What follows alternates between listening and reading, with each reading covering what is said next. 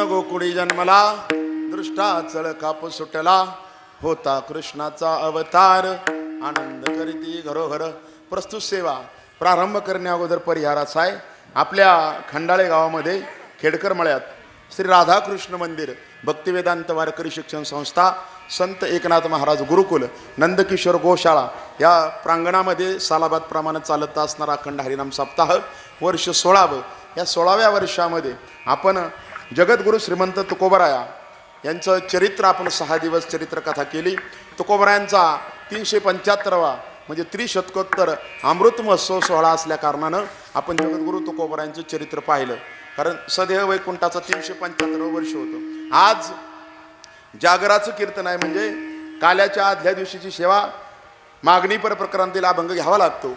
पण काही असं औचित्य आलं उत्साहाचं तर आपण त्यानुसार सुद्धा अभंग घेऊ शकतो. म्हणून भगवान श्रीकृष्णाच्या जन्मोत्सवानिमित्तचा अभंग आपण प्रसंग या ठिकाणी चिंतनासाठी घेतलेला आहे. आज विश्वमाऊली ज्ञानोबराय यांचा 750वा जन्मोत्सव सोहळा आहे. आणि दरवर्षी आळंदीमध्ये ज्ञानोबरायांचा जन्मोत्सव साजरा होत असतो, पण गावोगावी होत नाही. यावर्षी 750वं वर्ष होतं आणि म्हणून महाराष्ट्रभर आळंदीत तर सोहळा मोठा झालाच. काल सुवर्ण कलशाची मिरवणूक झाली. आज नामदार मुख्यमंत्री असतील आणि दोन्ही उपमुख्यमंत्री असतील यांच्या हस्ते कलशारोहणाचा विधी त्या ठिकाणी आळंदीमध्ये संपन्न झाला. भव्य दिव्य सोहळा आळंदीत झाला, कारण ज्ञानोबरायांचा 750वा जन्मोत्सव आज आहे. आपणही ज्ञानोबरायांचा जन्मोत्सव साजरा करत आहोत दरवर्षी. आणि ज्ञानोबरायांचा जन्मोत्सव आणि सोबत जगाचा मालक अनंत कोटी ब्रह्मांड नायक भगवान श्री पंढरीश परमात्मा, पंढरीश परमात्म्याचा 8वा अवतार भगवान श्रीकृष्णाचा जन्मोत्सव आज आहे. आणि त्या निमित्तानं ही सेवा आहे. विठाला विठाला. तुम्ही सर्व श्रोते सज्जन, अनेक गावचे असणारे भाविक, खंडाळे गावचे भाविक, त्यानंतर अनेक विद्यार्थ्यांचे आलेले पालक, माजी विद्यार्थ्यांचेही पालक आलेले आहेत आणि काही 2-3 माजी विद्यार्थी सुद्धा टाळं घेऊन उभे आहेत. त्या सर्वांना मी प्रणिपात करतो. सर्व गावातील वस्तीवरील आजूबाजूच्या पंचक्रोशीतील भाविकजन, माता भगिनी, ग्रामस्थ सर्वांना प्रणिपात. विनेकरी आबा असतील आपले विनेकरी, दोन्ही चोपदार धामारीचे असणारे शांताराम मुंजावडे, आपल्या खंडाळे गावचे सीताराम बापू नरवडे आणि सर्व गुणीजन गायक मंडळी, हरिभक्तीपरायण बालाजी महाराज तिडके, हरिभक्तीपरायण मुकुंद महाराज, हरिभक्तीपरायण ओम महाराज, आपले दिगंबर आडे महाराज, मृदुंगमणी निखिल महाराज दांडगे. आणि यूट्यूबचं शूटिंग चालू आहे. माझा श्रीहरी या चॅनेलवरती हे प्रसारण जाणार आहे. त्यांचेही धन्यवाद देतो. आणि आजपर्यंत ज्यांनी अन्नदानाचे त्या ठिकाणी 7 दिवस अन्नदान दिलं त्या अन्नदात्यांचे आभार मानतो. ज्यांचं यूट्यूबचं सौजन्य आहे त्यांचं अंकुश दरवडे, अतुल दरवडे यांचंही आभार मानून त्या ठिकाणी आपल्या कीर्तन महोत्सव समितीचे अध्यक्ष दिलीपराव भोसले आणि सर्व असणारा भक्तिवेदांत वारकरी संस्थेचा विश्वस्त परिवार, सर्व संचालक मंडळ सर्वांच्या संयोजनानं साऊंड सिस्टम अनिल थोरात आणि कालिका माता साऊंड सर्व्हिस वाघाले, त्याचप्रमाणे आपल्या खंडाळे गावचे असणारे निलेश दरवडे यांची मंडप व्यवस्था या ठिकाणी आहे. या सर्वांना आता धन्यवाद देतो. आता शक्यतो कोणाचं नामोल्लेख न करता, कमी वेळ आपल्याकडे आहे, ज्ञानोबरायांचे चरित्र थोडंच पाहावं लागेल जन्मोत्सवाचं. भगवान श्रीकृष्णाचा जन्मोत्सव आणि अभंगाचं चिंतन वेळ मर्यादित आहे. आपण अभंगावरती चिंतन करूया. विठाला विठाला. अभंग जगद्गुरूंचा आहे, भगवान श्रीकृष्णांच्या जन्माच्या प्रसंगाचा आहे. आणि जगद्गुरू म्हणतात की भगवान श्रीकृष्णांचा जन्मोत्सव झाला त्यावेळेस मी तिथं उपस्थित होतो. जगद्गुरूंनी एका अभंगामध्ये सांगितलंय की ज्या वेळेस भगवंत जन्माला आल्याची बातमी नंदबाबाच्या बहिणीनं दिली त्यावेळेस अनेक गवळणी गोपिका भगवंताचं स्वरूप पाहण्यासाठी आल्या आणि त्यांची गडबड उडाली. मग मी दारामध्ये उभा राहिलो आणि उंबऱ्यातून एका एकेला आतमध्ये सोडलं. तेव्हा आम्ही होतो. असा अभंग तुकोबरायांचा आहे. म्हणून सर्व प्रसंग तुकोबरायांच्या समोर घडलेला आहे. तो प्रसंग तुकोबरा अभंगात सांगतात. कृष्ण गोकुळी जन्मला, दृष्टा चळ काप सुटला. की भगवान श्रीकृष्णाचा जन्म गोकुळामध्ये झाला. ती बातमी त्या ठिकाणी आदिबाईनं ज्यावेळेस दिली त्यावेळेस कंसाला चळकाप सुटला. भगवंताचा अवतार ज्यावेळेस होतो तो काही लोकांना आवडत नाही धार्मिक कार्य, त्यांचा चळकाप सुटतो. आणि ज्यांना हा सोहळा भगवंताचा आवडतोय तुकोबराय वर्णन करतात. होता कृष्णाचा अवतार, आनंद करीती घरोघर. गोकुळामध्ये सर्वांनी आनंद साजरा केला. सदा नाम वाचे गाती, प्रेमे आनंदे नाचती. भगवंताचं नाम घेऊन सदैव गाऊन नाचून जन्मोत्सव भगवंताचा गोकुळवासियांनी साजरा केला. आणि जर आपण सर्वांनी इथून पुढं कायम दरवर्षी आपण सर्वांनी आज जसा सोहळा आपण करतोय, तुकोबराय म्हणतात, जे कोणी भगवंताचा जन्मोत्सव साजरा करतील, जे कोणी भगवंताच्या जन्मोत्सवाला झोपणार नाहीत, जागे राहतील, हाताने टाळी वाजवतील, मुखानं नाम घेतील आणि भगवंताच्या कीर्तनामध्ये दंग होतील, हरिकीर्तन ऐकतील, त्यांचे तुकोबराय म्हणतात सर्व दोष पापे निघून जातात. तुका म्हणे हरती दोष, आनंदाने करती घोष. हा अभंगाचा सरळ भावार्थ आहे. तुम्हाला समजला का तुम्हाला? हा खंडाळ्यातल्या लोकांना समजला, हिवऱ्यातल्या, वाघाळ्यातल्या, केंदूरच्या, बरेच गावची, कार्ड्याची आणि तुम्हाला सर्वांना समजला, कारण तुम्ही जाणकार श्रोते आहात म्हणून तुम्हाला समजला. माझी चिंता मिटली. आता काय कीर्तन झालं असं म्हणावं लागेल. यांना अर्थ समजला. महाराज विठ्ठल विठ्ठल. आता तुम्हाला जरी अर्थ समजला असला तर जन्म 12लाच करावा लागेल ना आपल्याला देवाचा. म्हणून मी आता चिंतन करतो. तुम्ही जाणकार आहात. तर मला अजून एवढं समजत नाही. तुकोबराय म्हणतात साधू संतांचे जे शब्द आहेत ते समजणं सोपे आहेत का? ती अक्षरे नवती देखा. साधू संतांनी जी रचना केली अभंगाची, ज्ञानेश्वरीची, ओव्यांची, ती काही अक्षरं आहेत का? ती सामान्य अक्षरं नाहीत. ती अक्षरे नवती देखा, एका एका अक्षरात आहे माझा रमाकांत. तो भगवंत सामावलेला आहे. तो अर्थ समजणं एवढं सोपं नाही. पण तुम्ही 8 दिवसापासून कथेला येत आहे आणि त्यामुळे आपल्या गावात वारकरी संस्था आहे म्हणून तुम्ही कदाचित ज्ञानी आहात, म्हणून तुम्हाला अर्थ समजला. ऐका, आपण अभंगावरती चिंतन करण्याचा प्रयत्न करू. आज जगद्गुरूंचा त्या ठिकाणी या वर्षी 375वा सदैव वैकुंठगमन सोहळा आहे. आपण जगद्गुरू तुकोबारांचे चरित्र पाहिलं 6 दिवस. ज्ञानोबरायांचा जन्मोत्सव आहे, भगवान श्रीकृष्णाचा जन्मोत्सव आहे आणि म्हणून आपण सर्वजण या ठिकाणी आनंदाने जमलेलो आहोत. मनुष्य जन्माला येतो, संत सुद्धा त्या भूलोकावरती येतात आणि भगवंत सुद्धा येतो. पण तिघांच्या येण्यामध्ये मोठा फरक आहे. आपण जीव आहोत, आपण परेच्या प्रारब्धाने जन्माला येतो. आपल्या हातात नव्हतं कोणाच्या कुळात जन्माला यायचं, कोणाच्या घरात जन्माला यायचं आणि माणसाच्या जन्माला जायचं का प्राण्याच्या जन्माला जायचं हे सुद्धा आपल्या हातात स्वातंत्र्य नव्हतं. पाप पुण्य करून जन्मा येतो प्राणी, आपल्या हातात ते स्वातंत्र्य नाही. आपण 3 कारणाने जन्माला येतो सामान्य जीव. एक म्हणजे प्रारब्ध, दुसरं संचित आणि क्रियामान. या 3 गोष्टीमुळं आपण जन्माला येतो. परेच्छा प्रारब्धानं आपण कुठं जन्म घ्यावा आपल्याला स्वातंत्र्य नाही. आपण का जन्माला येतो? केले कर्म झाले त्याची भोगा आले, उपजले मेले आयुष्य किती. की कर्म आपण करत असतो त्यातून पाप पुण्याची निर्मिती होते, ते संचित साचलं जातं. जे क्रियामान आपण करतोय, केलेलं कर्म म्हणजे क्रियामान, त्यातून पाप किंवा पुण्याची निर्मिती होते. मग ते साचलं जातं संचितामध्ये, त्याला संचित म्हणतात. आणि ते भोगायला लागतं जन्मोजन्मी, त्याला प्रारब्ध म्हणतात. आपण अनेक जन्म अनेक प्रकारची कर्म केली आणि त्या कर्मानुसार आपली गती, त्यानुसार आपला जन्म होतो आणि आपण प्रारब्धवशात त्याची सुखदुःख जन्माला आल्यानंतर उपभोगतो. जीव जन्माला येतो, स्वातंत्र्य त्याला नाही, तो पारतंत्र्यात जन्माला येतो. आणि आज योगायोगानं त्या स्वातंत्र्याहून मला आठवलं की आज स्वातंत्र्य दिन आहे, 15 ऑगस्ट आहे. हा एक प्रसंग आज या ठिकाणी आहे. आपण त्या हुतात्म्यांचं स्मरण करू ज्यांच्यामुळं आपल्याला हे स्वातंत्र्य मिळालं, म्हणून आपण इथं आता आनंदानं हरिकीर्तन करतोय. हे मेरे वतन के लोग, हे मेरे वतन के लोगों,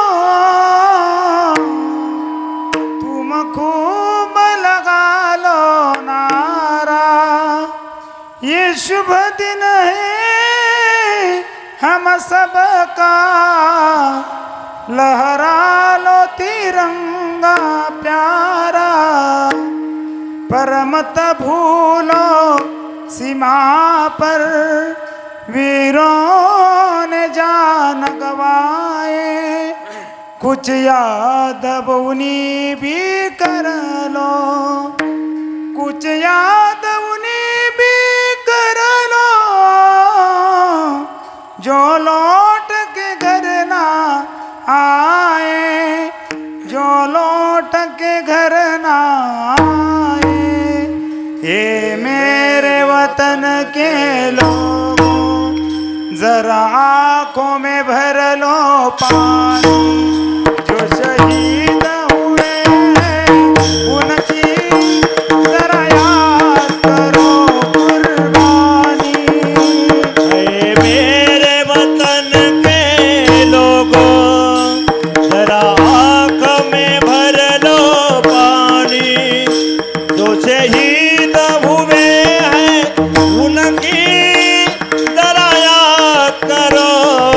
कुर्बानी। जब घायल हुआ हिमालय, खतरों में पड़ी आजादी, जब तक थी सांस लड़े वो, फिर अपनी लाश बिछा दी। संगीन पे धर कर माथा, सो गए अमर बलिदानी, जो शहीद हुए उनकी जरा याद करो कुर्बानी। हे मेरे वतन के लोगों जरा आँख में भर लो पानी। जो शहीद हुए उनकी जरा याद करो कुर्बानी। हे मेरे वतन के लोगों, जरा आँखों में भर लो पानी, जो शहीद हुए उनकी जरा याद करो कुर्बानी।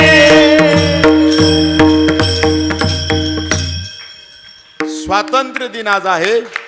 आपण मात्र पारतंत्र्यामध्ये जीव जन्माला येतो. आपण आपल्या विषयाकडे जाऊया. पारतंत्र्यामध्ये आपण जन्माला येतो जीव. संत अवतार येतात. जीव ही 3 कारणांना अवतार जन्माला येतो. प्रारब्ध, संचित आणि क्रियामान. संत सुद्धा 3 कारणानं या भूलोकावरती अवतरित होतात. एक म्हणजे भगवंताचा गुणानुवाद गाण्यासाठी, गुण गाईन आवडी हेची माझी सर्व जोडी. दुसरं कारण या जगताच्या असणाऱ्या सर्व जीवांचा उद्धार व्हावा, उद्धारावाया जन जड जीव, या सर्व जीवांचा उद्धार व्हावा तुमचा आमचा, म्हणून साधू संत आपल्याला मार्ग दाखवण्यासाठी अवतार घेतात. तिसरं कारण साधू संतांच्या अवताराचं ते म्हणजे श्रीमद भगवद्गीता. भगवान श्रीकृष्णांनी कुरुक्षेत्राच्या रणांगणावरती अर्जुनाला गीतेचा उपदेश केला. त्यामधील 12वा अध्याय 13वा श्लोक, 13व्या श्लोकापासून 19व्या श्लोकापर्यंत हरिभक्ताची लक्षणं सांगितली भगवंतानं. ती लक्षणं खरी करून दाखवण्यासाठी संत अवतीर्ण झाले. कारण तुम्ही आम्ही त्या लक्षणाला पात्र नाही. आद्वेष्टा सर्व भूतानाम मैत्र करुण एवच पासून त्या ठिकाणी तुल्य निंदा स्तुतिर्मौनी संतुष्टम येन केनचित या 19व्या श्लोकापर्यंत निर्मम निरहंकार अशी अनेक भक्ताची लक्षणं भगवंतानं सांगितली. ती खरी करून दाखवण्यासाठी प्रामुख्यानं संतांनी अवतार घेतला. ज्ञानोबरायांचा आज जन्मोत्सव आहे. का ज्ञानोबरायांनी अवतार घेतला? पहिलं कारण तुमचा आमचा उद्धार व्हावा म्हणून ज्ञानोबरायांनी अवतार घेतला आणि ते कार्य केलं. त्यांनी जड जीवांचा उद्धार केला, ज्ञानेश्वरीची निर्मिती केली. अहो, मेलेला मनुष्य जिवंत केला सच्चिदानंद बाबा, आणि मेलेल्या माणसाला जिवंत करून त्याच्या हाते ज्ञानेश्वरी नेवाशाला लिहिली. कर्तुम अकर्तुम अन्यथा कर्तुम शक्ती असणारे सर्व संत त्यांनी जड जीवांचा उद्धार केला. भगवंताचं गुणानुवाद गायलं. ज्ञानोबरायांनी हरिपाठ असेल, अनेका भंगाची गाथा असेल. त्याचप्रमाणे भगवद्गीतेतील आपण ज्ञानोबरायांचं चरित्र पाहतोय. त्याचं कारण आहे आज ज्ञानोबरायांचा जन्मोत्सव आहे. तो आपण याच्यामध्ये संपन्न करूया. ऐका, तिसरं प्रामुख्यानं कारण आहे भगवद्गीतेच्या 12व्या अध्यायात 13व्या श्लोकापासून. शांत राहा जरा, गडबड करू नका. विठ्ठल विठ्ठल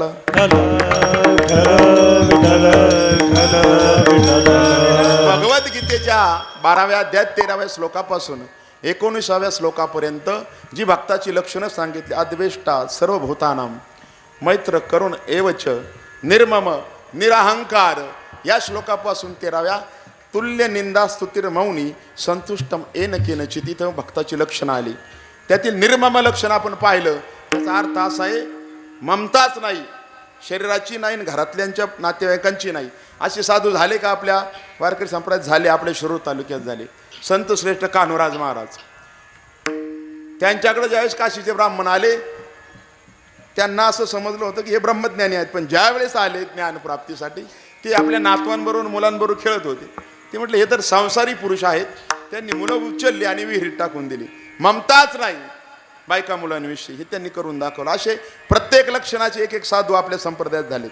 निराहंकार, निराहंकार याचं लक्षण सर्वात जास्त सापडतं ज्ञानोबरायांच्या जवळ. ज्ञानेश्वरी सारखा अजोड ग्रंथ ज्ञानोबरायांनी लिहिला. ज्ञानेश्वरी सारखा पण थोडी सुद्धा त्यांच्याकडे अहंता नाही, थोडी सुद्धा. ज्ञानेश्वरी सारखा आजोड ग्रंथ लिहिला, त्या ग्रंथासारखा ग्रंथच नाही, पण तरी सुद्धा त्याचं करते पण ज्ञानोबा आपल्याकडे घेत नाही. आपण थोडा परमार्थ करतो आणि म्हणतो मी हे म्हणून चालले, मी गेलो ना मग कळेन यांना होतंय का नाही. आपण दिंडीत जातो, आपल्याला वाटतं आपल्यामुळे दिंडी चालली, आपण गेलो तरी दिंडी चालूच राहणार आहे. आपण परमार्थ करत असताना आपल्याला वाटतं माझ्यामुळे चाललंय, पण ऐका, एवढा अजोड ग्रंथ ज्ञानोबरायांनी लिहिला, पण त्याची सांगता करत असताना ज्ञानोबराय निवृत्तीनाथांक पाहतात आणि म्हणतात गुरुदेव किंबहुना तुमचे केले, तुम्ही केलंय ह्या ग्रंथाची निर्मिती. निवृत्ती दादाला म्हणतात एवढा आजोड ग्रंथ लिहून सुद्धा त्याचं करते पण निवृत्तीनाथांना देतात, स्वतःकडे घेत नाही. म्हणजे निरअहंकार.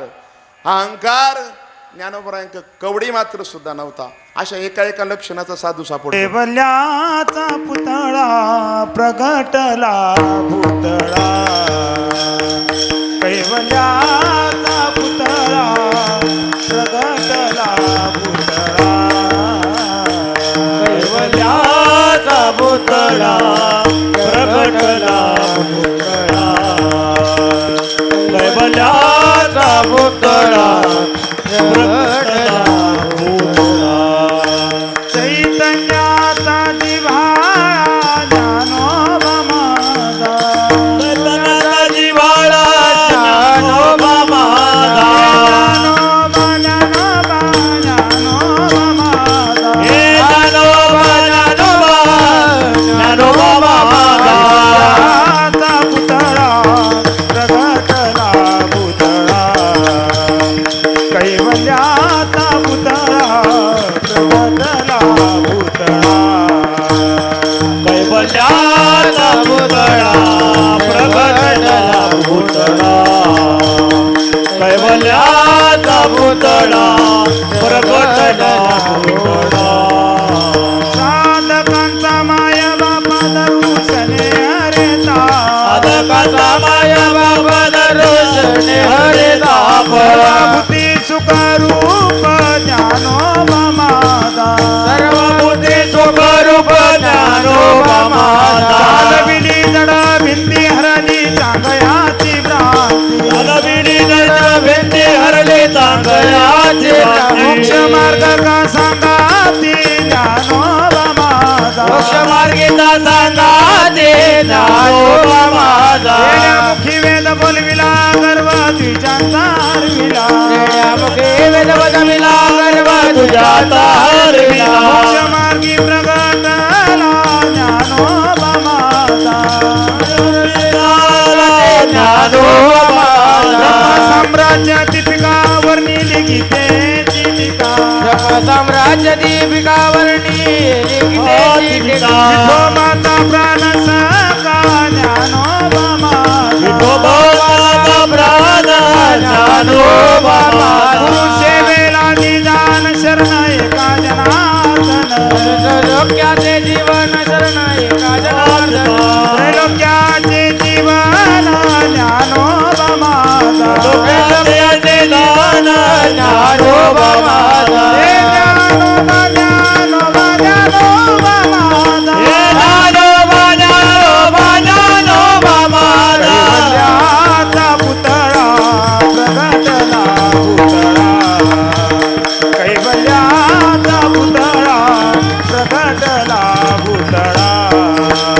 कैवल्याचा पुतळा प्रगटला भूतळा, कैवल्याचा पुतळा प्रगटला भूतळा, कैवल्याचा पुतळा प्रगटला भूतळा.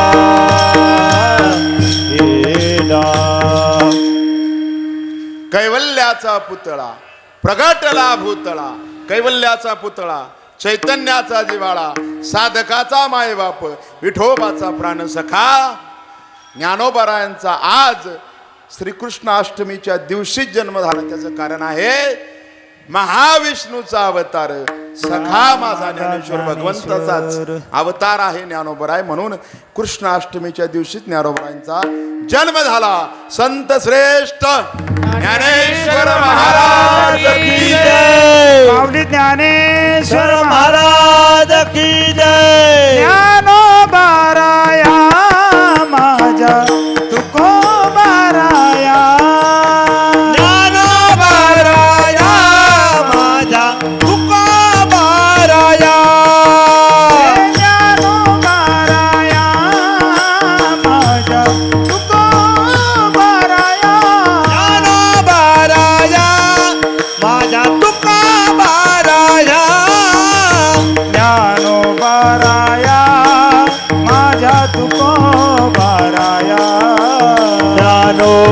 राजा माझा तुकोबा राजा साधकांचा माय बाप दर्शने हरिता काका माय बाप तरुषने हरले ताप हे ज्ञानोबा राजा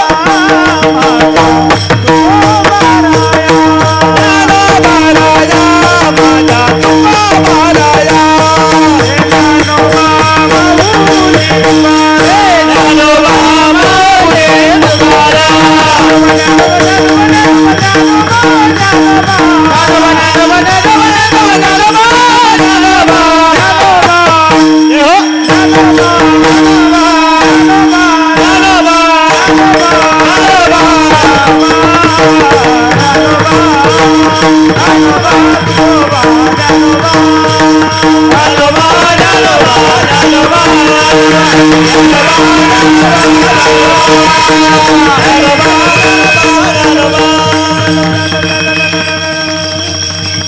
संत श्रेष्ठ माऊली ज्ञानेश्वर महाराज की जय.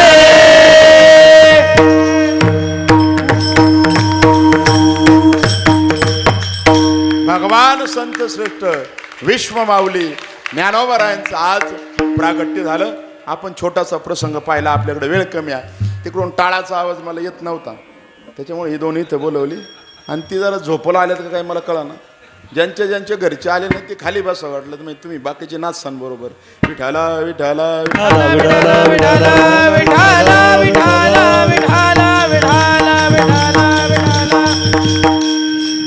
ऐका, ज्ञानोबरायांचं प्रागट्य झालं या 3 कारणासाठी. आपला उद्धार करण्यासाठी, जडजीवांचा भगवंताचे गुणानुवाद गाण्यासाठी, आणि भगवद्गीतेमध्ये भगवान श्रीकृष्णांनी भक्ताची जी लक्षणं सांगितली 12व्या अध्यायात ती खरी करून दाखवण्यासाठी ज्ञानोबरांनी नव्हे सर्व संतांचे अवतार या 3 कारणासाठी असतात. तिसरी घटना, जीव जन्माला येतो, संत अवतरित होतात आणि भगवंताचं प्रागट्य होतं. भगवंत अवताराला येतात. हा शब्द शास्त्रानुसार कमी पडतो. खऱ्या अर्थानं भगवंताचं प्रागट्य होतं. त्याचं कारण असं आहे, भगवंत चराचरामध्ये सामावलेला आहे. अवतरित होतो याचा अर्थ आव हा धातू आहे, तरीत होतो म्हणजे खाली येतो. भगवंताचं खाली येणं घडतं असा त्याचा अर्थ होतो. म्हणून अवताराला येतो हा शब्द कमी पडतो शास्त्रानुसार. भगवंत प्रागट होतो. प्रगट का होतो? आता सुद्धा तो इथं आहे, सर्वत्र भरलेला आहे. विठ्ठल कुठं आहे? विठ्ठल तळी स्थळी भरला, विठ्ठल जळे जळे भरला, हरिता ठावा नाही उरला, हरिता ठावा नाही उरला, आजी म्या दृष्टीने पाहिला, आदया दृष्टीने पाहिला, विठ्ठलची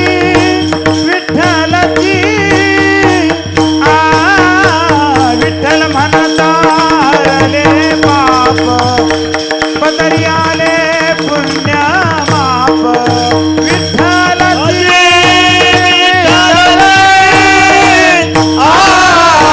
विठ्ठल म्हणता हरले पाप, पदरी आले पुण्य माप, विठ्ठल तळी स्थळी भरला, हरिता ठावाला उरला, आजव्या दृष्टीने पाहिला, विठ्ठलाची विठ्ठल तळे तळे भरला, हरिता ठावाला उरला, आजव्या दृष्टीने पाहिला, विठ्ठल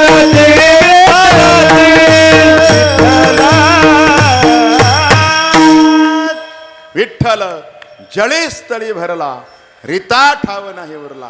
तो विटेवरचा मालक अवताराला येतो, अवताराचा राशी तो हा उभा विटेवर. आणि तो कुठं आहे? तो जळी स्थळी भरलेला आहे. तो भगवंत अवताराला येतो असं म्हणणं कमी पडतं. तो प्रगट होतो. पण नामदेवराय वर्णन करतात, आपण थोड्या वेळाने पाहणार आहोत. आयोनी संभव नो हे काही समी, नामयाचा स्वामी प्रगटला. ते म्हणतात प्रगट झाला. किंवा आयोनी संभव प्रगटला हा राघव, असं वर्णन त्या ठिकाणी केलं जातं. किंवा महारुद्र प्रगटला, जिथं भगवंताचा अवतार आहे त्याचं प्रागट्य आहे. प्रागट्य हा खरा शब्द आहे. अवतार हा त्याच्या जवळपास बसणारा शब्द आहे. अवतार संतांचे होतात, ते वैकुंठ धामावून येतात. आम्ही वैकुंठ वासी आलो याचं कारण असे. किंवा जगद्गुरु तुका अवतार नाम याचा, महाविष्णूचा अवतार सखा माझा ज्ञानेश्वर, किंवा सदाशिवाचा अवतार स्वामी निवृत्तीदातार, किंवा धन्य त्याची माता धन्य त्याचा पिता, किंवा घेतला अवतार माळ्या घरी. अशा पद्धतीने जोही आपण संतांचं चरित्र पाहू त्या प्रत्येक संतांचा अवतार आहे आणि भगवंताचं प्रागट्य आहे. भगवंत का प्रगट होतो? मी सांगितलं, जीव 3 कारणानं जन्माला येतो. प्रारब्ध संचित क्रियामान. संत 3 कारणानं या ठिकाणी अवतार घेतात. भगवंताचा गुणावनात गाण्यासाठी, त्यानंतर जड जीवांचा उद्धार करण्यासाठी, त्यानंतर भगवंतानं भगवद्गीतेत सांगितलेली भक्ताची लक्षणं खरी करून दाखवण्यासाठी. आणि भगवंत सुद्धा 3 कारणानं त्या ठिकाणी अवतरित होतो. भगवद्गीतेत भगवंत स्वतः सांगतात की मी का जन्म घेतो? येथे उपकारासाठी,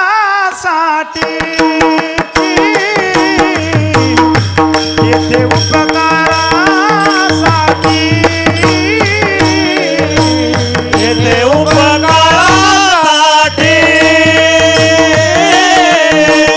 येथे उपकारासाठी आले घराच्या वैकुंठी, आले घराच्या वैकुंठी, येथे उपकारासाठी, येथे उपकारासाठी येथे उपकारासाठी आले घराच्या वैकुंठी, आले घराच्या वैकुंठी, आले घराच्या वैकुंठी. येथे उपकारासाठी आले घराच्या वैकुंठी, वैकुंठी आले घराच्या वैकुंठी.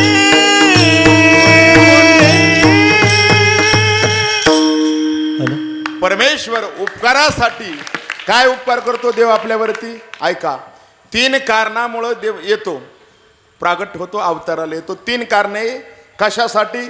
या 3 कामासाठी. कोणती 3 कामं? भगवद्गीतेत भगवंत सांगतात, परित्राणाय साधूनाम विनाशाय दुष्कृताम आणि धर्म संस्थापनार्थाय संभवामी युगे युगे.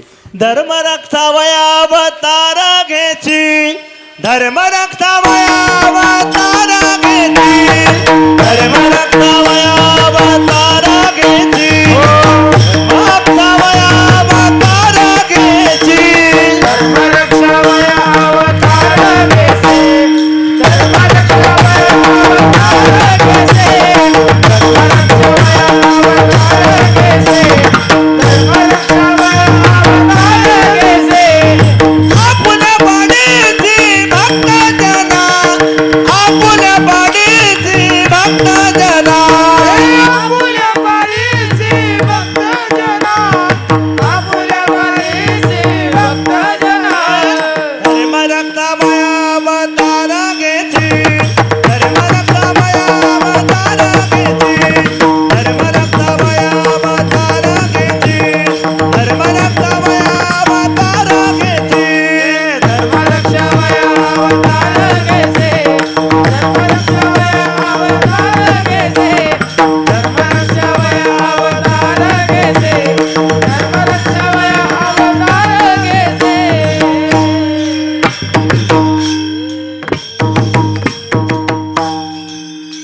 फरशा निघल्या तरी चालतील, हा फरशा घालून निघल्या तरी दोघं म्हणून चालतील. आपण नवी स्टेज बाजू हा बारका पडतोय आपल्याला.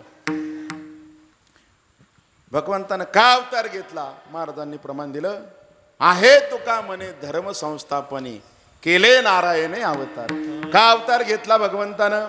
धर्माचं स्थापना करणे, साधूचा त्या ठिकाणी साधूचं रक्षण करणे. परित्राणाय साधूना, साधूचं रक्षण, विनाशायचं दुष्कृताम, कंसासारखी, दुःशासनासारखी, रावणासारखी दृष्ट माणसं, धर्माच्या विरोधात वागणारी माणसं, त्यांचं निर्दालन करण्यासाठी. आणि 3रं काम, धर्माची संस्थापना, दुष्टाचं निर्दालन, साधू संतांचा त्या ठिकाणी उद्धार किंवा रक्षण या 3 कारणानं. कशा करता?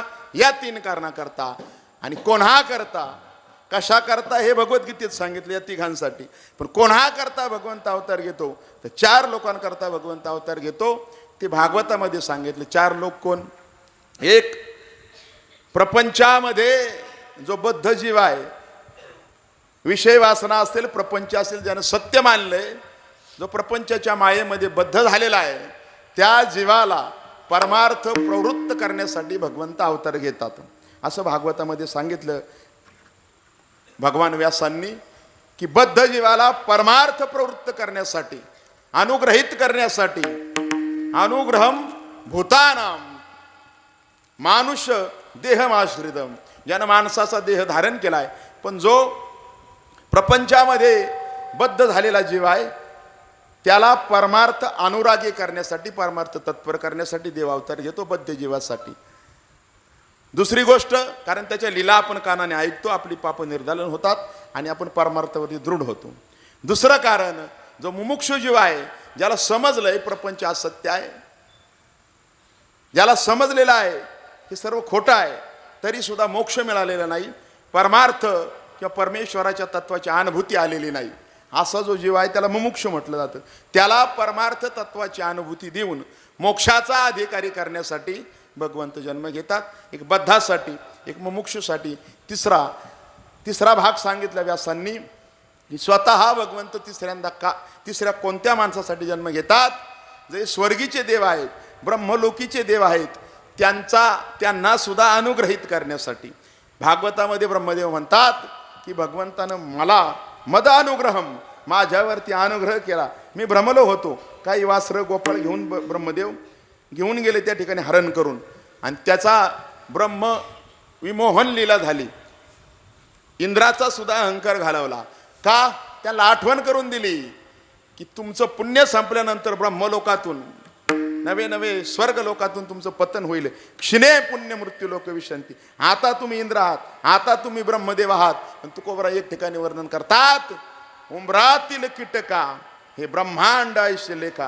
अरे उंबर आहे ना झाडाचं, त्याला ब्रह्मांड समजा, आणि त्यातला किडा म्हणजे ब्रह्मदेव आहे. आयुष्य उंबरे किती झाडी आणि आयुष्य झाडे किती नवखंडी, त्याची गणना आहे का? त्या अनंत ब्रह्मांडात अनंत ब्रह्मदेव आहे, पण त्यांचा मालक मी म्हणजे भगवान श्रीकृष्ण आहे. आणि भगवंत त्यांना सुद्धा जागृत करण्यासाठी, त्यांच्यावर सुद्धा अनुग्रह करण्यासाठी अवतरित होतो. बद्ध जीवाला परमार्थ अनुरागी करण्यासाठी, मुमुक्षु जीवाला समजले संसार असत्य आहे पण त्याग करवत नाही, त्याला मोक्षापर्यंत परमार्थ तत्वाचा अनुभव देण्यासाठी आणि देवांना अनुग्रहित करण्यासाठी, या तिघांसाठी आणि चौथ्या एका गोष्टीसाठी भगवंत अवतरित होतात. चौथ्या एका माणसासाठी. कोणासाठी? तर भागवतामध्ये व्यास सांगतात, भगवान श्रीकृष्णाची असणारी आत्या कुंती मातेच्या मुखामध्ये हा श्लोक व्यासमुनींनी दिला. त्या श्लोकामध्ये सांगतात, यथा परमहंसानाम मुनीनाम आणि अमल आत्मवान, या 3 लोकांसाठी हे एकच आहेत, जे परमहंस स्थितीला पोहोचले, आत्मवान झालेले आहेत, आत्मसाक्षात्कार झालेला आहे, असे असणारे जीवनमुक्त मुनी, त्यांच्यासाठी भगवंत अवतार घेतो. आता जीवनमुक्त जो झाला त्यानं चराचरात भगवंताला पाहिलं, देव त्याला प्राप्त झाला, त्याचं जन्ममृत्यूचं खंडन झालं. मग त्याच्यासाठी सुद्धा का देव अवतरित होतो? त्याचं कारण आहे की परमहंस गतीला प्राप्त झाल्यानंतर, ज्ञानाचा अधिकारी झाल्यानंतर, त्या परमहंस मुनीला असं वाटतं की भगवंताचं भजन करण्याची आवश्यकता नाही. आता मी मोक्षाला प्राप्त झालोय, ज्ञानाला प्राप्त झालोय, आता मी सायुज्य मुक्तीला प्राप्त झालोय. पण त्यांना सुद्धा हरिभक्तीची गोडी लागावी, हरिनामाची गोडी लागावी, परमेश्वराच्या रूपाचं वेड लागावं, त्याची गोडी लागावी, म्हणून त्या परमहंसांना सुद्धा त्या ठिकाणी पुन्हा हरिभक्तीमध्ये, हरिनामामध्ये, रूपामध्ये गोडी निर्माण करण्यासाठी किंवा गोडी कळण्यासाठी भगवंत अवतार घेतो. विठ्ठल विठ्ठल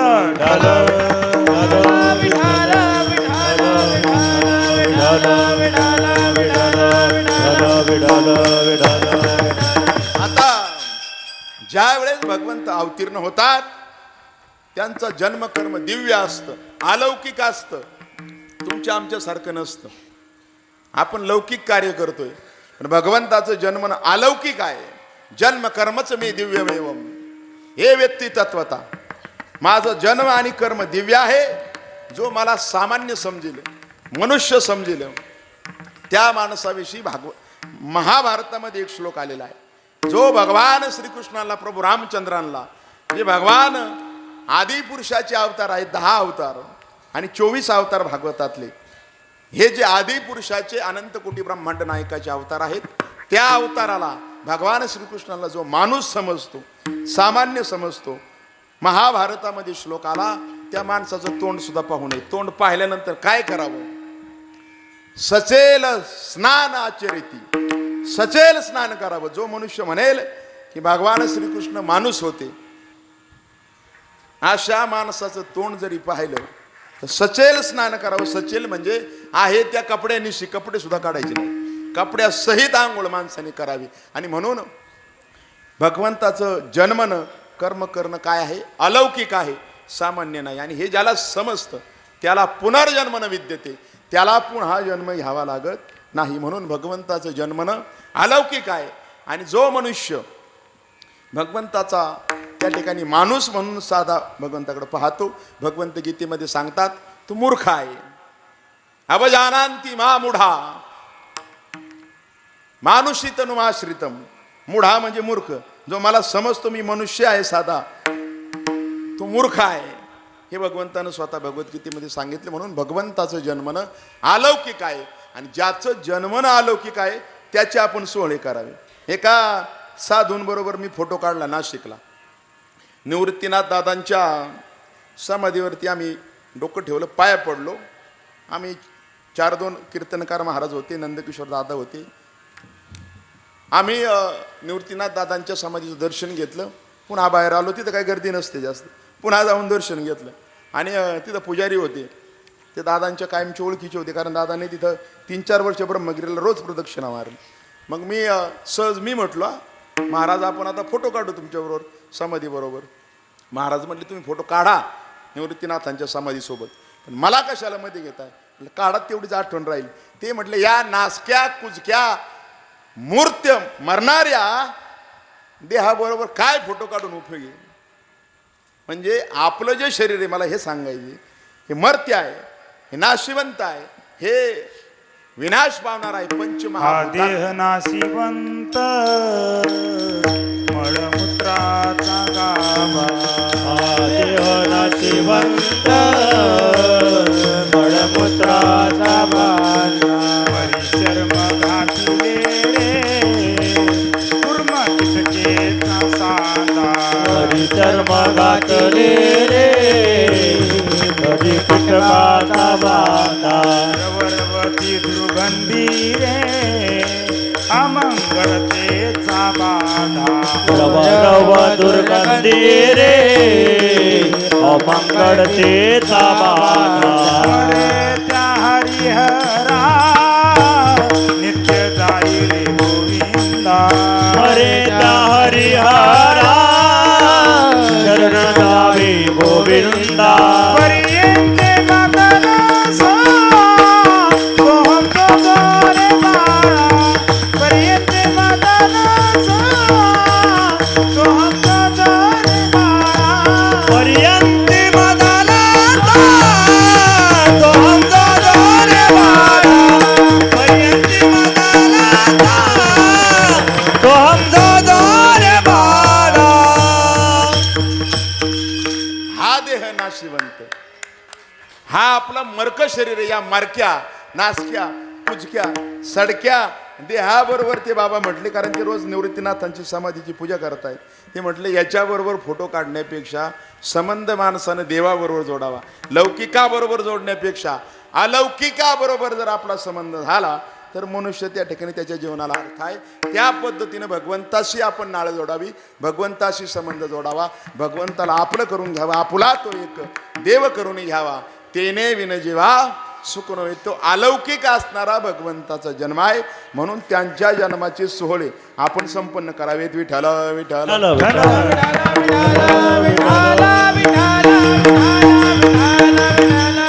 हळूहळू वेळ संपत चालली.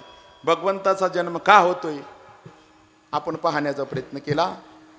कृष्ण गोकुळी जन्मला, दृष्टा चळकाप सुटला होता कृष्णाचा अवतार आनंद करीती घरोघरो. भगवान श्रीकृष्णाचं चरित्र आपल्याला पाहायचं आहे. का भगवान श्रीकृष्ण यशोदेच्या देवकीच्या पोटी जन्माला आले? का आले? का देवकीच्या पोटी जन्माला आले पण का देवकीचा त्याग केला? आणि का यशोदेच्या पोटी जन्माला नाही आले पण देवकीला आई म्हणून, यशोदेला आई म्हणून तिच्याकडे राहिले? हे थोडंसं पाहण्याचा आपण प्रयत्न करू आणि त्यानंतर शेवटचा जन्माचा प्रसंग आपण घेऊ. जन्माच्या प्रसंगाच्या आधी विठोबा रखुमाईचं भजन होईल. त्यापूर्वी मी तुम्हाला सांगतो का यशोदा मैयाच्या घरी 11 वर्ष 53 दिवस भगवंत राहिला, त्याचं कारण मी तुम्हाला सांगतो. आणि का देवकी मातेच्या पोटी जन्म घेतला पण तिच्या जवळ लहानपणी अजिबात देवाचे लाड तिला करता आले नाहीत, अंगा खांद्यावरती खेळवता आला नाही. स्वतःचा मुलगा भगवान असून देव असून सुद्धा त्याचं लाड कौतुक स्तनपान करता आलं नाही. का देवकीला पुत्र मिळाला? पुण्याईने मिळाला ते तुम्हाला माहीत आहे. काय मिळालं हे मी सांगणार नाही. तप काय केलं त्यांनी वसुदेवानं देवकीने तुम्हाला ज्ञात असेल, पण का तुम्ही ऐकलं नसेल म्हणून पुढचं सांगतोय मी. का आपल्या पोटी जन्म घेऊन सुद्धा वसुदेव आणि देवकीला अंगा खांद्यावरती भगवंताला खेळवता आलं नाही? आणि का माझ्या पोटी देव जन्माला आला नाही, दुसऱ्याच्या पोटी आला पण माझ्याकडं 11 वर्ष 53 दिवस राहिला यशोदा मातेकडं? याचं कारण काय आपण पाहण्याचा प्रयत्न करू. पहिलं कारण पाहू. यशोदा मातेनं 9 जन्म अग्निनारायणाची दररोज आराधना केली. काय आराधना केली? ज्यावेळेस माता माऊली आपण स्वयंपाक करतो, स्वयंपाक करत असताना आपला जो भाव आहे तो त्या अन्नामध्ये उतरत असतो.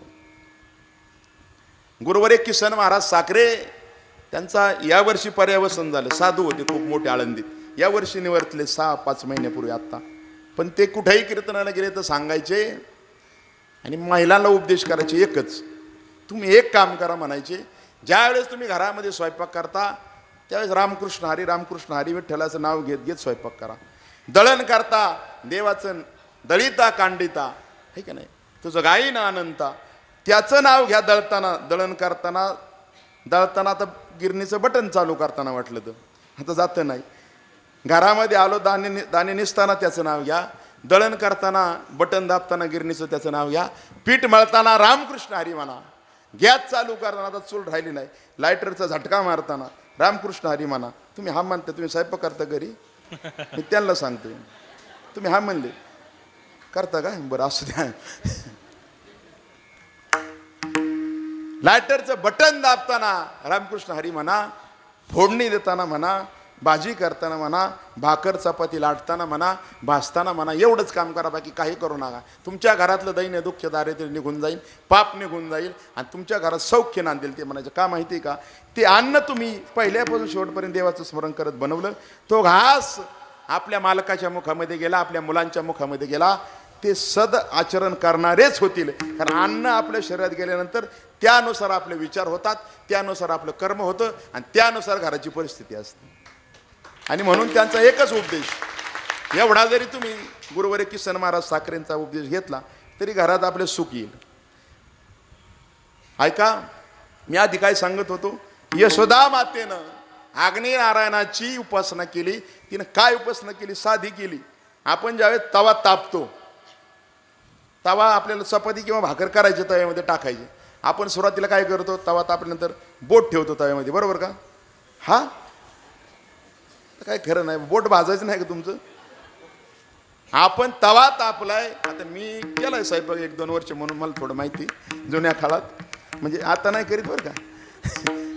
2002 ते 4 हाताने स्वयंपाक केला आम्ही पुण्यात. ऐका,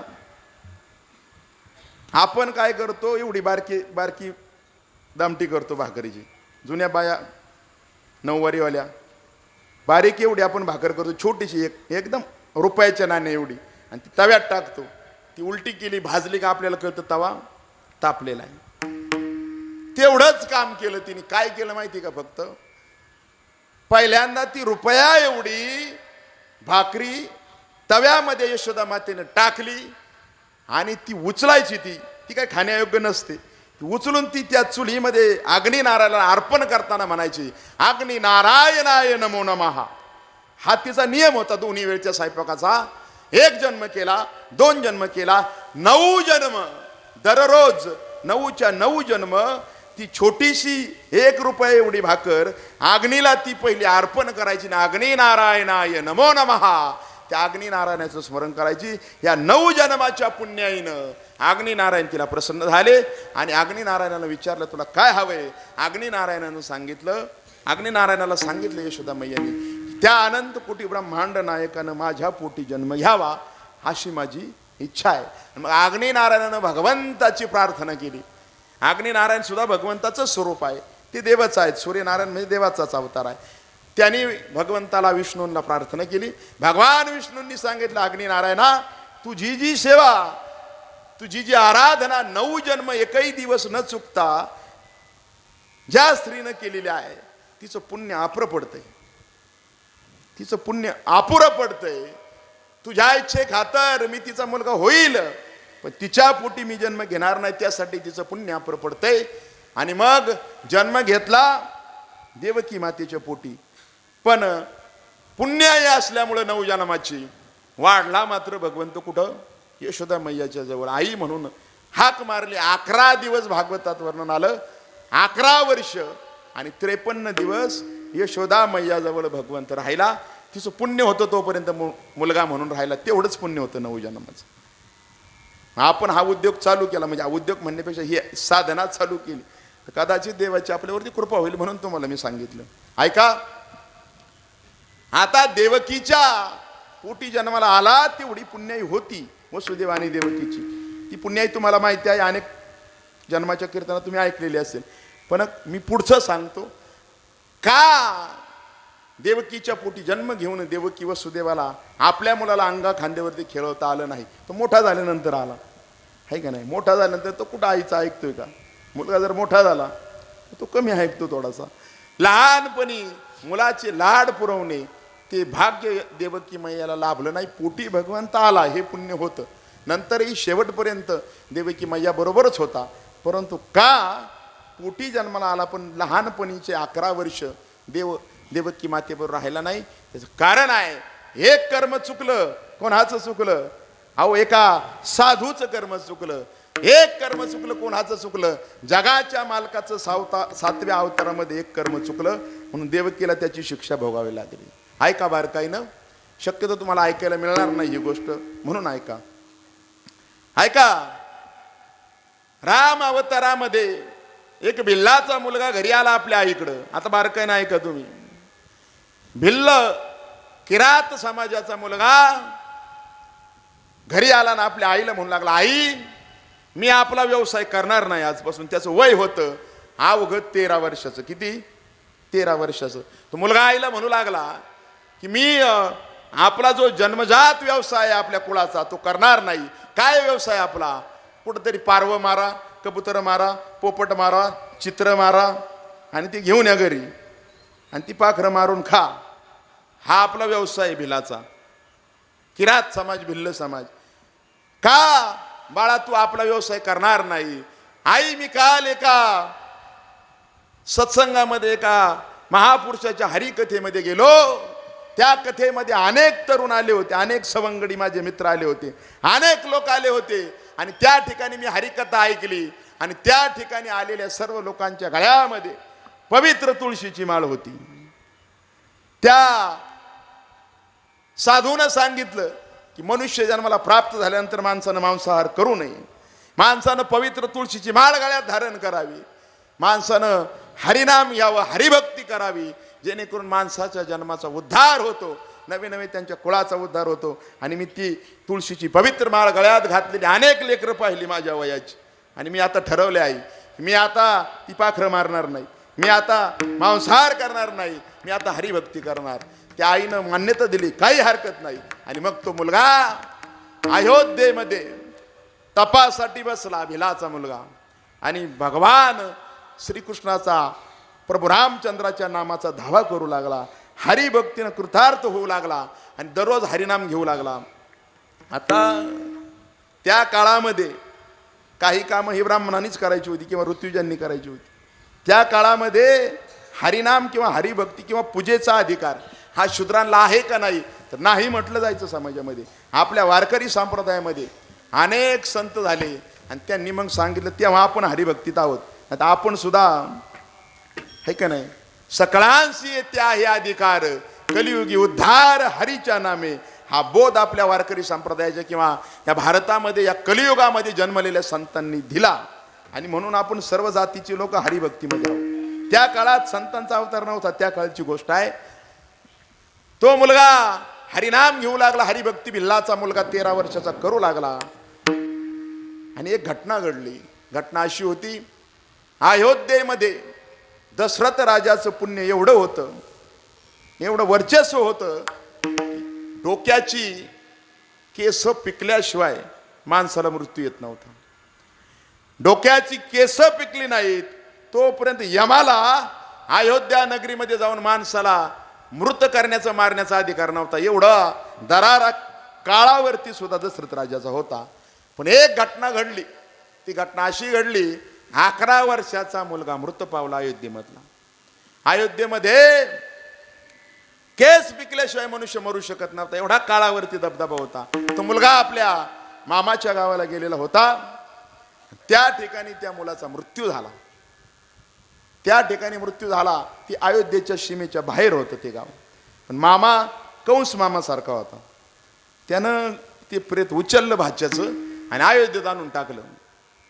अयोध्येत आणून ते प्रेत त्याच्या घरी टाकलं. आणि 11 वर्षाच्या मुलाचा अंत्यसंस्कार करण्याची वेळ आली.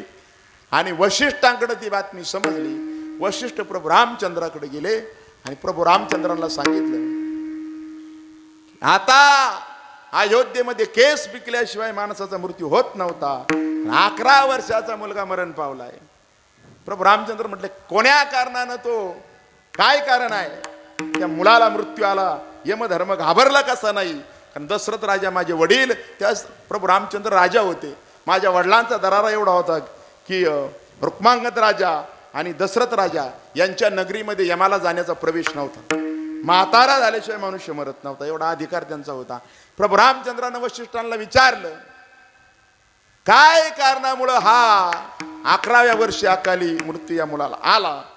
आता एवढे मोठे साधू आहेत वशिष्ठ, पण त्यांचे एक कर्म चुकलं, त्यांचा एक विचार चुकला, त्यांचं एक राजपौरित्य चुकलं, एक सांगणं चुकलं, एक उपदेश करणं चुकलं. आणि त्यामुळे प्रभू रामचंद्राचं सुद्धा एक कर्म चुकलं. ऐका, त्या वशिष्ठ ऋषींनी सांगितलं, आपल्या अयोध्येमध्ये कोणीतरी 13 वर्षाचा भिलाचा मुलगा आहे, तो मागच्या 1-2 वर्षापासून हरिनाम घेतोय, हरिभक्ती करतोय. त्या शूद्र जातीच्या माणसाला हरिभक्ती करण्याचा अधिकार नाही, तो करतोय, त्याच्या पापामुळे हा मुलगा मरण पावला, असं चुकीचं बोलून गेले वशिष्ठ. काय केलं प्रभू रामचंद्रानं? कोण आहे तो भिलाचा मुलगा, त्याला पाहण्यासाठी गेले आणि अर्धचंद्रकृती बाण सोडला, राम नाम मुद्रांकित बाण सोडला आणि त्या मुलाचं धड आणि शिर बाजूला झालं, त्याचं मुंडकं छाकलं गेलं त्या मुलाचं. त्या मुलाचा मृत्यू झाला. त्याचं प्रेत त्या आईला तिथंच अनुक्षा झाली, दृष्टांत झाला. जंगलामध्ये साधनेला गेलेला माझ्या मुलाचा मृत्यू झाला. त्या आईला घरी आपोआप कळलं गेलं, आपोआप तिला असं वाटलं, अचानक डोक्यात विचार आला. ज्या मायलेकरांचं प्रेम अतूट असतं त्या ठिकाणी असा विचार संभवतो. शास्त्रकार म्हणतात ती आई स्वतः गेली, पाहिलं तर खरोखर मुलगा मरून पडलेला आहे. ते प्रेत घरी आणलं. घरी आणत असताना तिनं पाहिलं, ज्या बाणानं माझ्या मुलाचं शिर बाजूला झालेलं आहे, तो बाण घेतला. त्या बाणावरती राम नामाची मुद्रा होती. पूर्वीचे राजे त्यांच्या बाणावरती त्यांच्या राजमोहर असायची. राम नामाची राजमोहर त्या बाणावरती होती. त्या मातेला कळलं की प्रभू रामचंद्रानं आपल्या मुलाला मारलेला आहे. आता सुद्धा आपण ज्या गोळ्या मिळतात, गोळ्या कोणत्या खायच्या नाही, त्या पोलिसांना गोळ्या मिळतात ना, त्याची नोंद असते, त्याचा नंबर असतो. त्यानुसार त्या काळात जे बाण होते ते मुद्रांकित असायचे. त्या मातेला कळलं, लोकांनी प्रेत तिच्या घरी आणलं. तिने लोकांना सांगितलं, इथपर्यंत माझे उपकार केले हरकत नाही, पण याचा अंत्यविधी मला इथं नाही करायचा. ती आई सायंकाळच्या सुमारास अयोध्येच्या राजवाड्याकडे निघाली. दशरथ राजाच्या प्रभू रामचंद्राच्या राजवाड्याच्या बाहेर पिंपळाचं झाड होतं. रात्री 11-12 वाजता तिथं पोहोचली. रात्री सर्व लोक झोपलेली होती. 12 वाजता त्या अस्वस्थाच्या त्या पिंपळाच्या झाडाखाली आपल्या मुलाचं प्रेत पांढऱ्या फडक्यानं गुंडाळलेलं तिनं मांडीवरती घेतलं आणि ती रात्रभर त्या मुलाकडे पाहून रडत होती. पहाटे ब्रह्ममुहूर्तावरती सुमंत नावाचा मंत्री उठला प्रभू रामचंद्राचा आणि ब्रह्ममुहूर्तावरती त्यानं पाहिलं पहाटे पहाटे एक स्त्री आपल्या दारात आक्रोश करत आहे आणि म्हणून आले. तिच्या रडण्याचा आवाज ऐकला. एक प्रेत तिच्या मांडीवरती आहे. त्यावेळेस तिला सांगितलं, या मुलाला इथं कशाला आणलं? तुला माहित नाही का अंत्यविधी स्मशानात करायचा असतो? इकडं का आणलं त्याला? त्यावेळेस ती स्त्री बोलू लागली, तुम्ही राजे आहात, राजाचे मंत्री आहात, पण गरीबावरती अन्याय करायचा तुम्हाला अधिकार नाही. तू का असं बोलतेस? त्यावेळेस तिनं तो बाण त्या सुमंताच्या समोर केला. या बाणानं माझ्या मुलाचा मृत्यू झालाय. हा बाण कोणाचा आहे? सुमंतानं पाहिलं, प्रभू रामचंद्राची मुद्रा त्या बाणावरती आहे. आणि मग का मारला माझ्या मुलाला प्रभू रामचंद्रानं? याचं उत्तर द्या असा प्रश्न त्या मातेनं केला. तो सुमंत पळत प्रभू रामचंद्राकडे गेला आणि प्रभूला सांगितलं, ती स्त्री आलेली आहे जिच्या बाळाला काल तुम्ही बाणानं मारले. आणि मग प्रभू रामचंद्र बाहेर आले. त्या स्त्रीचं दुःख इतकं होतं की रात्री 12 पासून पहाटे 4-4:30 पर्यंत ज्या पिंपळाच्या झाडाखाली ती बसली होती, तिच्या डोळ्याच्या अश्रूच्या धारांनी अशी खळभर जागा रक्तानी डोळ्यातल्या अश्रूनं साचली होती. आणि तिचं दुःख पाहून अस्वस्थाचं झाड एकूण एक पानाची गळती होऊन पानं खाली पडलेली होती. त्या पिंपळाच्या झाडाची एकही पान पिंपळाच्या झाडाला राहिलेलं नव्हतं. हे प्रभू रामचंद्रानं पाहिलं, जवळ आले आणि तिला विचारलं, माझ्याकडून चुकून हा अपराध झालेला आहे. हरिभक्ती करण्याचा अधिकार प्रत्येकाला आहे. मला माझ्या गुरूंनी किंवा राजपहृतांनी सांगितलं वशिष्ठानं, त्या मुलाच्या पापामुळं आपल्या राज्यामध्ये 11 वर्षाचा तरुण मुलगा मृत पावला आणि म्हणून त्याला मी शासन दिलं. त्या बिलाच्या मुलाच्या आई बोलू लागली, मला तुम्हाला तर तुम्ही माझ्या मुलाला मारलं, पण मी ठरवलं तरी मी तुम्हाला मारू शकत नाही, कारण तुम्ही राजे आहात, तुम्ही देव आहात. माझा तेवढा अधिकार नाही राजाला मारणं आणि माझी तेवढी शक्ती नाही. पण माझ्या मनातून काहीतरी दुस्वास तुमच्यासाठी निघतोय. आणि तो दुस्वास असा होता की माझा मुलगा ऐन तारुण्यात लहानपणी माझ्या समोर गेला. त्या पापामुळं तुमचा जन्म पुढच्या अवतार ज्या वेळेस होईन ना, तुमच्या आई वडिलांना या कर्माची फेड करावी लागेल. आणि म्हणून ते कर्म वसुदेव देवकीला जाऊन भवलं आणि मुलगा पोटी जन्माला आला पुण्याईनी, पण अंगा खांद्यावरती खेळवता आला नाही. विठ्ठल विठ्ठल विठ्ठल विठ्ठल विठ्ठल विठ्ठल. हात वर करून प्रेमानं अंतकरणापासून विटेवरच्या मालकाचं भजन करा. विठोबा रखुमाई विठोबा रखुमाई विठोबा रखुमाई विठोबा रखुमाई विठोबा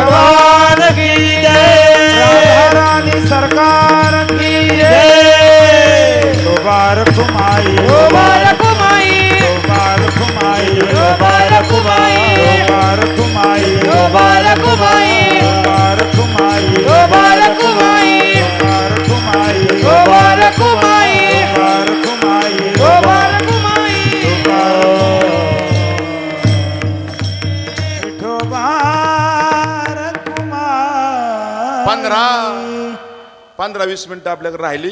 मी त्या प्रसंगात थोडा वाहावलं गेलो. कदाचित हे चरित्र पाहायला नको होतं, परंतु आपण का देवकी मातेला अंगा खांद्यावरती देवाचा अवतार होऊन सुद्धा देवाला घेता आलं नाही, ते चरित्र पाहण्याचा आपण प्रयत्न केला आहे का. 15-20 मिनिटं आपल्याकडे आहेत. तेवढ्यात भगवान श्रीकृष्णांच्या जन्माचं विवरण प्रसंग आपल्याला पाहायचा आहे. का भगवंतानं जन्म घेतला हे चरित्र जो कोणी कानाने ऐकेल, नामदेवराय वर्णन करतात त्याच्या पुण्याचं. त्यामुळे आता कान माझ्याकडे द्या. आतापर्यंत कोणी डोकला हाणला असलं तर हरकत नाही, हाणायला नव्हता पाहिजे, हाणला असला तर जाऊ द्या. इथून पुढं कान आता माझ्याकडे द्या. अगदी 15 मिनिटात आपलं कीर्तन संपन्न होईल. 15 मिनिटांनी जन्म, त्यानंतर 5-10 मिनिटं नामघोष, आणि सकाळी काल्याला सगळी या उठून. ऐका, इकडं पहा माझ्याकडं. जो कोणी हे चरित्र आता मी सांगणार आहे भगवान श्रीकृष्णाचं, नामदेवराय वर्णन करतात. करील जो कथा, सांगेल जो कथा न करील जो प्रश्न, श्रवण करता उद्धरती. जो कथा सांगणार आहे ही, किंवा जो श्रोता ऐकणार आहे, कानानं प्रश्न विचारणार आहे एखादा, त्या प्रश्नाचं उत्तर मागणार आहे. जो ऐकणार आहे, जो सांगणार आहे, करील जो प्रश्न, सांगेल जो कथा, श्रवण करता उद्धरती. नामा म्हणे ऐसे बोले भागवत, शुक सांगत से परि.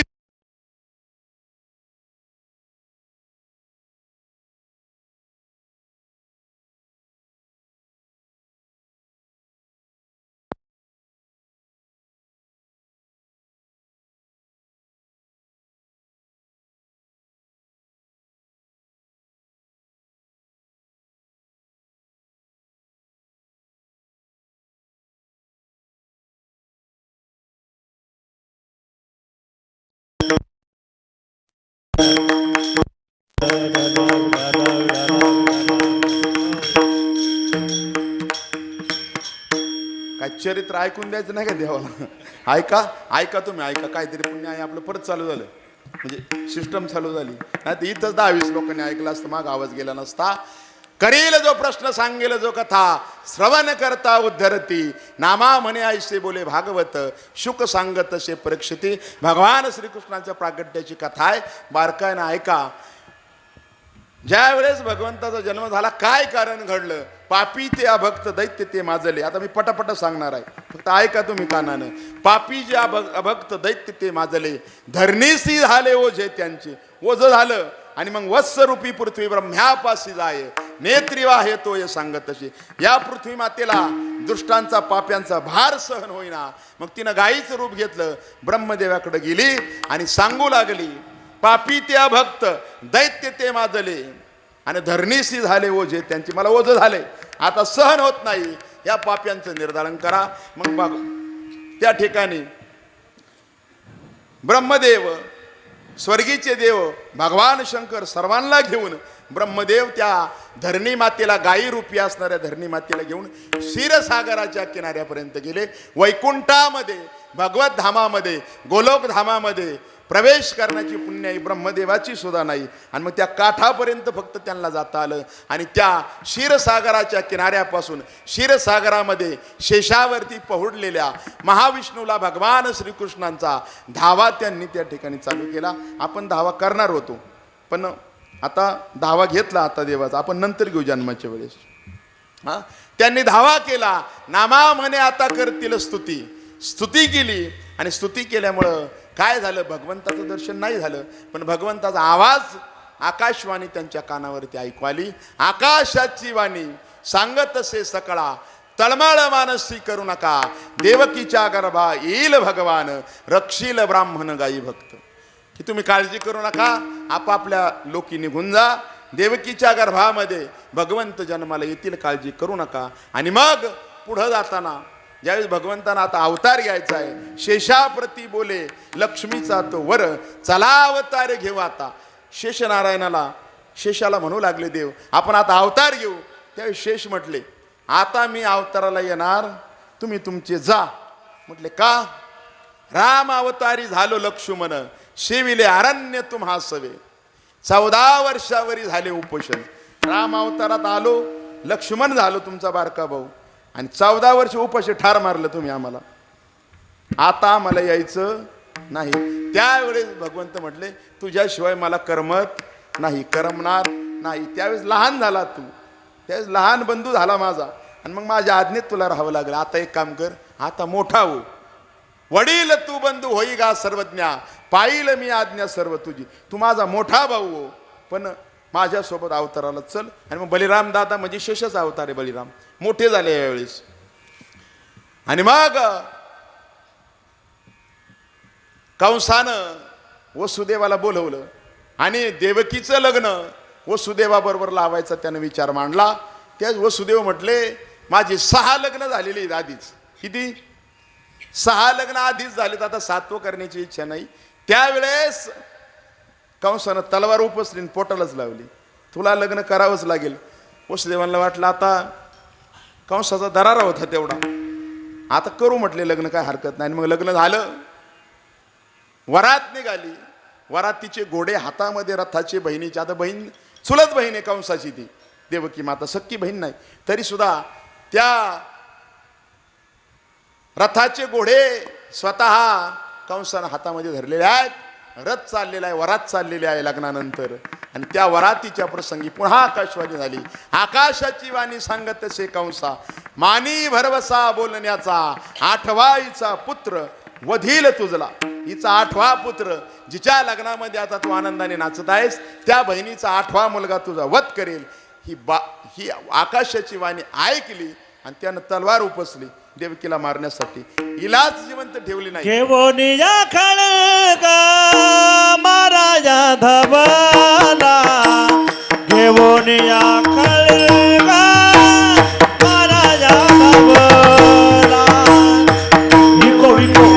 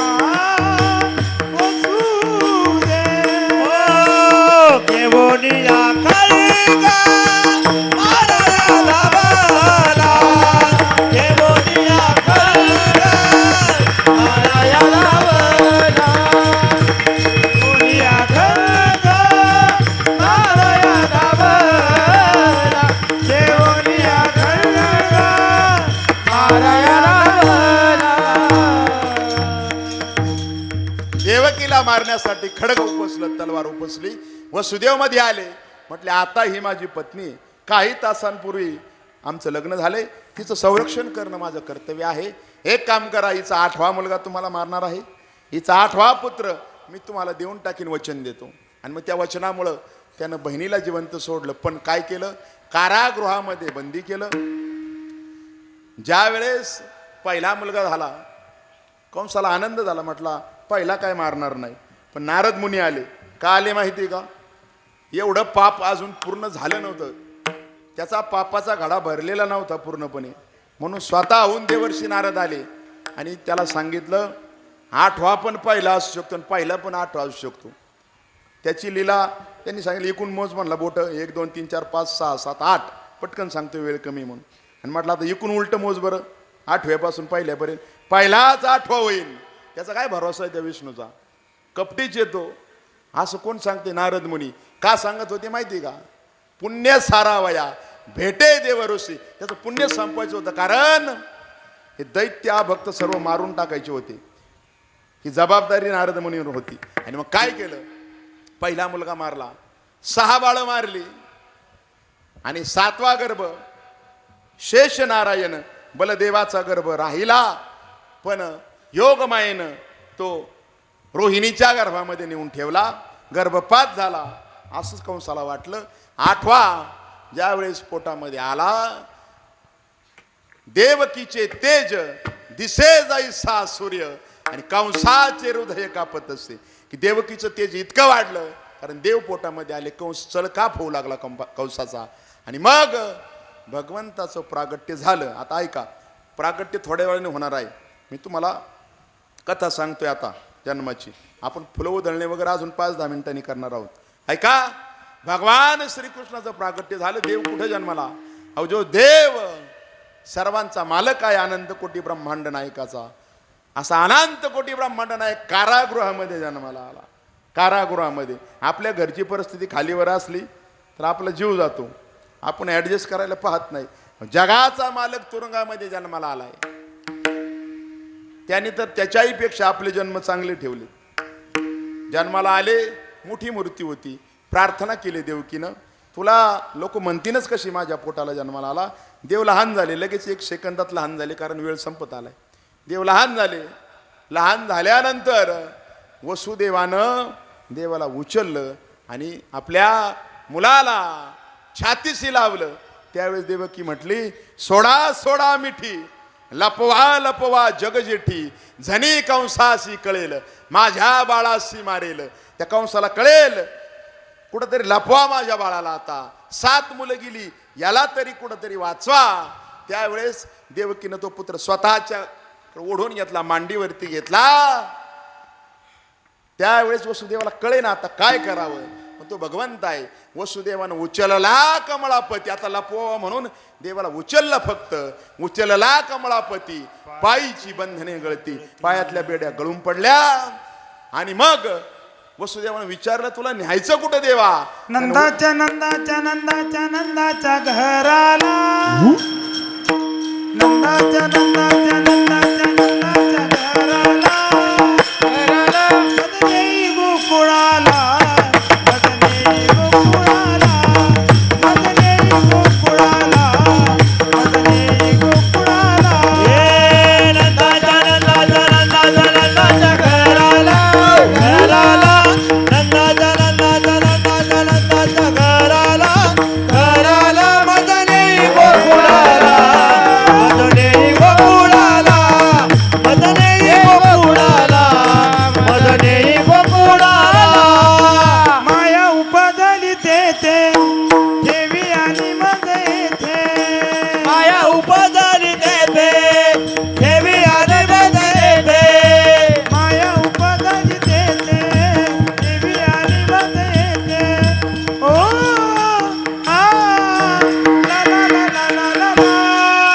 नंदाच्या नंदाच्या नंदाच्या नंदाच्या घराला, नंदाच्या नंदाच्या नंदाच्या नंदाच्या घराला, मदनेई गोकुळाला, मदनेई गोकुळाला, मदनेई गोकुळाला, मदनेई गोकुळाला, मदनेई गोकुळाला, मदनेई गोकुळाला, मदनेई गोकुळाला, मदनेई गोकुळाला.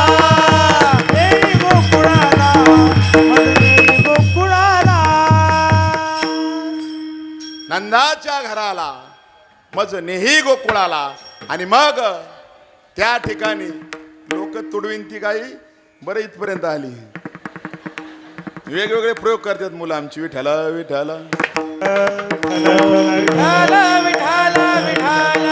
ऐका, नंदाच्या घराला, मजनी गोकुळाला. भगवंताला उचलला कमळापती.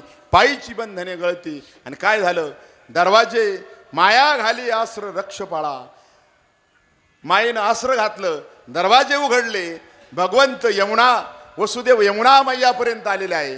आणि यमुना मैया दुधडी भरून त्या ठिकाणी वाहत आहे. वसुदेवाला रस्ता जाण्यासाठी नाही, पाण्यामध्ये शिरले.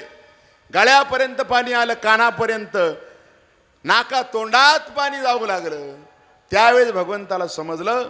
भगवंतानं लाविला अंगुष्ट, त्या ठिकाणी अंगठा त्या पाण्याला स्पर्श केला. आणि यमुना मैयानं भगवंताचं दर्शन घेतलं. आणि यमुना मैया दुभांगली. आणि वसुदेवाला जाण्यासाठी मार्ग त्या ठिकाणी यमुना मैयानं दिला. त्या ठिकाणी गोकुळामध्ये आल्यानंतर रात्रीच्या समयी यशोदा मातेला कन्या उपजली तेथे, नेई मज आणि येथे त्या कन्येला घेऊन इकडे या, असं भगवंतानं सांगितलं होतं. आणि मग बाळाला तिथं ठेवलं भगवंताला. त्या कन्येला उचललं. तुमचं लक्ष आहे ना माझ्याकडं? ते फुलं वाटणारे काय बघा आता विठ्ठल विठ्ठल ऐका भगवंताला यशोदा मैयापाशी ठेवलं आणि मायेला उचललं, त्या कन्येला उचललं आणि कारागृहामध्ये आले. आणि माया चिकटल्यानंतर मायेचा स्पर्श जीवाला झाला का बंधनात मनुष्य पडतो. भगवंताचा स्पर्श झाला माणसाला मुक्ती होते. हे चरित्र असं आहे की भगवंत आले, बंधनं निघाली, माया पकडली, पुन्हा बंधनाला प्राप्त झाले. कंसाला समजलं आता मुलगी झाली, 8वी मुलगा होणार होता. आलं आणि त्या कंसानं त्या कन्येला हातामध्ये धरलं, गरगर फिरवलं. ती आदिमाया शक्ती होती जिनं जगदंबेनं 7वा गर्भ रोहिणीच्या उदरामध्ये नेऊन ठेवला होता. ती आदिमाया होती साक्षात. ती आज्ञा भगवंतानं दिली होती आणि सांगितलं होतं, वर दिला होता, जर 7वा गर्भ हे माझं काम तू केलंस, कलियुगामध्ये संबंध कलियुगातली लोक तुला तुळजा भवानी, काळूबाई, अंबिका कोणत्या ना कोणत्या आदिशक्तीच्या रूपामध्ये पूजतील. म्हणून आपण पूजतोय. देवानावर दिलेला आहे त्या आदिमायेला. आणि मग ती कन्या हातातून सटकली, अवकाश मार्गी झाली आणि कंसाला म्हणू लागली, मज लागी वादी, मज लागी वादी, तुझ लागी वादी, तुझ लागी वादी. उगता मज आदी, उगता मज आदी, मज आदी, उगता मज आदी. तुझ लागी वादी, तुझ लागी वादी, तुझ लागी वादी, तुझ लागी वादी. ए तुझ लागी वादी, तुझ लागी वादी, तुझ लागी वादी, तुझ लागी वादी. तुझ लागी वधी उपजला मज आधी, तुला मारणारा गोकुळात केव्हाच जन्माला आलेला आहे. सर्व साधू संत सांगतात मथुरेत देवाचा जन्म झाला नाही, झाला पण सांगत कुणीच नाही. साधू संत म्हणतात गोकुळातच जन्म झाला, कारण भगवंताचा जन्मोत्सव जिथं साजरा होतो तिथं खऱ्या अर्थानं देवाचा जन्म आहे. त्या कारागृहामध्ये जन्मोत्सव साजरा झाला नाही म्हणून तुकोबराय सुद्धा म्हटले कृष्ण गोकुळी जन्माला. त्या मायेनं सांगितलं, अरे तुला मारणारा केव्हाच गोकुळामध्ये जन्माला आलेला आहे. ते ऐकून त्या दृष्टाला चळकाप सुटला. अभंगाचं पहिलं चरण.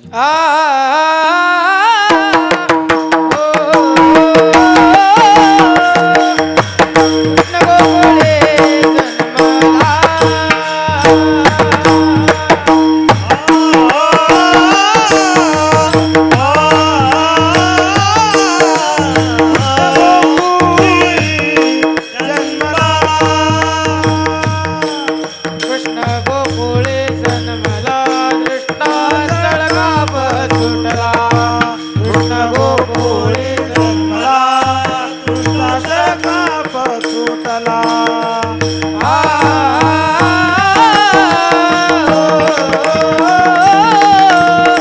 होता कृष्णाचा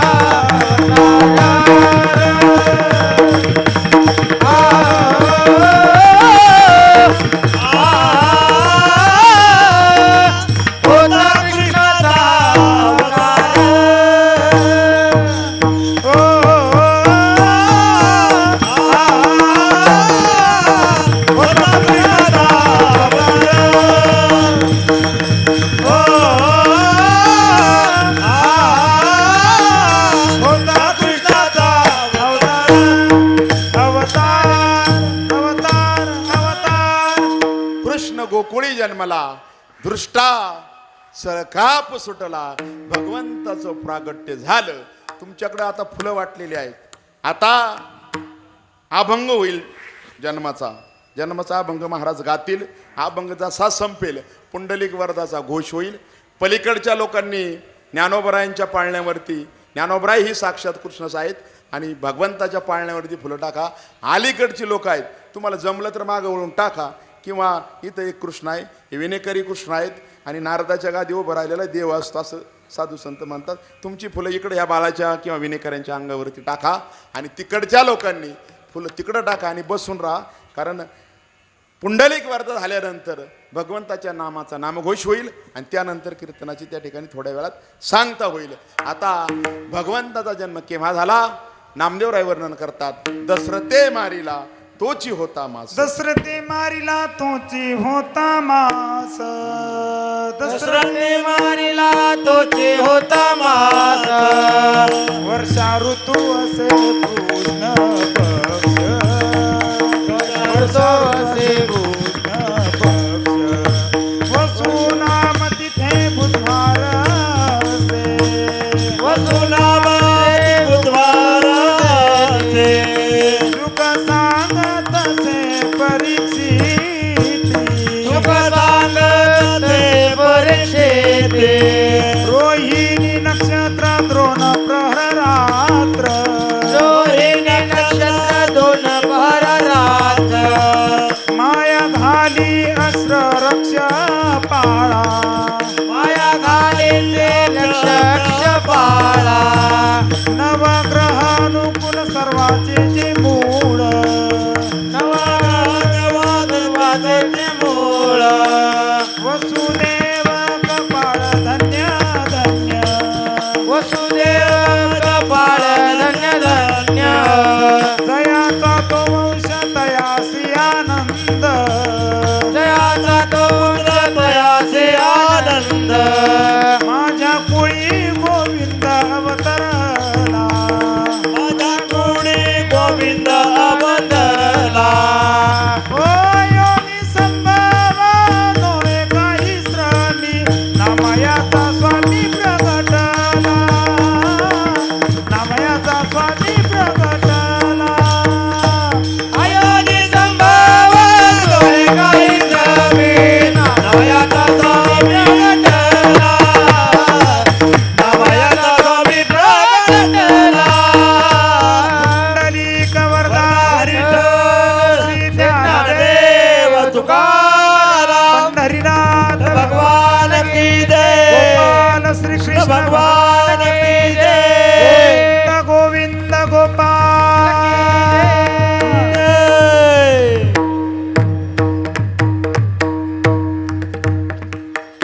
तुम्ही पुढच्या लोकांनी इकडं देवाकडे फुलं उधळलेली आहेतच. तिथे एक गोण भरून ठेवली जाईल तुम्हाला फुलांची. जाताना दोन्ही पाळण्यामध्ये टाका. काही काळजी करू नका. केव्हा भगवंत जन्माला आले अजून संपलेलं नाही. तिकडची बसा फुलं टाकून खाली. आपण थांबणारे लगेच. काळजी करू नका. ऐका. दशरथे मारिला तोची होता मास. दशरथानं श्रावणाला मारलं त्या नावानुसार श्रावण मास होता. वसुनाम तिथी बुधवार असे. वसुनाम तिथी होती. बुधवार होता. रोहिणी नक्षत्र 2 प्रहर रात्र. रोहिणी नावाचं नक्षत्र होतं. 2 प्रहर म्हणजे रात्रीच्या 12चा सुमार होता. आणि त्या प्रसंगाला माया घाली अस्त्र रक्षपाळा. त्या ठिकाणी नामयाचा स्वामी प्रगट झाला. आयोनी संभव नोहे काही श्रमी. नामयाचा स्वामी प्रगटला. नामदेवराय वर्णन करतात. वसुदेव कपाळ धन्य धन्य. धन्य त्या वसुदेवाच्या कपाळावरची रेष ज्याच्यामुळं माझ्या. आता नामदेवराय पुढं वर्णन करतात. जयाचा हा वंश तयाशी आनंद. कोण भगवंताचा जन्मोत्सव साजरा करेल कोणाला आनंद होईल. जयाचा हा वंश तयाशी आनंद. आपण जर त्याच्या वंशाची असोल आपण हरिभक्त असेल तर आपल्याला त्या ठिकाणी नामदेवराय वर्णन करतात. गोविंद कुठं प्रगट झाला.